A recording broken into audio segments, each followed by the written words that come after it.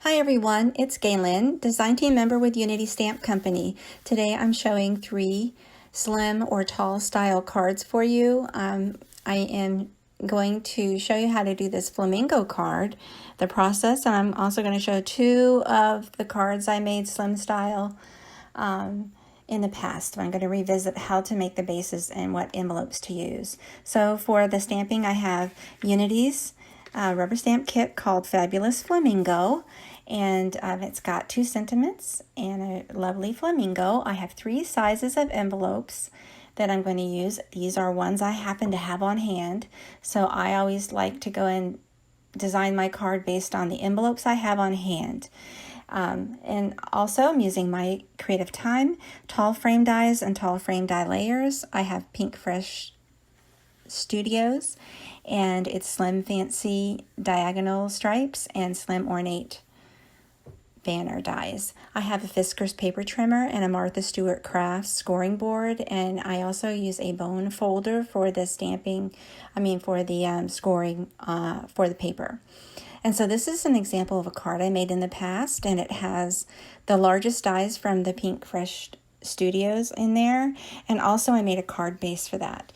I'm using envelopes that are number 10 for this one. It is the largest envelope I'm using. It's like a business style. The envelope is 4 1/8 by 9 1/2. The card is actually 9 1/4 by 4, and the base cut is 9 1/4 by 8 inch, and I will score that at 4 inches. And so that can be used horizontally or vertically for a card design. I'm just showing how to make a base. You don't need dies at all. You can just use a paper trimmer and trim some more layers. And so that is for use with that largest envelope that I have, number 10 envelope. And again, it's nothing fancy, but you can get special fancy design and thickness and colors at a stationery store, or you can order them online. Maybe envelopes.com has lots of assortments. And so again, I'm using another card that I'm making. I'm using an existing envelope I have that is 4 1/8 by 9 inches. The card itself is going to be 7 1/2 by 3 3/4 inches. And the card base is cut at 7 1/2 by 7 1/2 and scored at 3 3/4. And so this card that I made happened to fit inside there. There's extra room. It doesn't fit exactly, but it works. You can order special sizes if you would like for envelopes. I just wanted to use what I had on hand.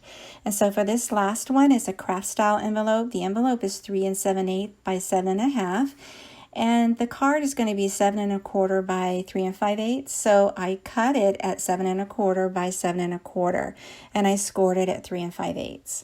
And so that is going to be a craft cardstock base with some layers, pink and black and craft, to complement this flamingo. And so I stamped it. I stamped the flamingo and the sentiment. I made a little sentiment tag, and I'm adding shades of pink and some gray and black, and also a little bit of peach for the Copic marker coloring on this flamingo. I'm speeding it up just for the interest of time, since we have a lot covering in this video. So I will note the colors that I used on my blog and on this video. And so I went ahead and fussy cut this flamingo out just for the sake of time. You don't have to fussy cut it. You could stamp it right on that top panel if you like. So I went ahead and popped it up with a little bit of foam tape, and also for that pink layer in the background, I popped that up with foam tape. I added some watercolor splatters over some of the panels just to give the card a little another black accent there. It goes good with the pink and craft and the flamingo, I think. So I added the splatters and layered up the card real nicely. I did some foam tape to that back panel there before I added it to that card base that we made there. And I hope you like this. I want to know if you'd like to see more of this or any questions you might have. So on my blog or on Facebook, just ask away. I'd love to hear from you. Thanks so much for watching. I hope you take a moment to like and subscribe to my YouTube and my Facebook. Thanks a lot and have a great day.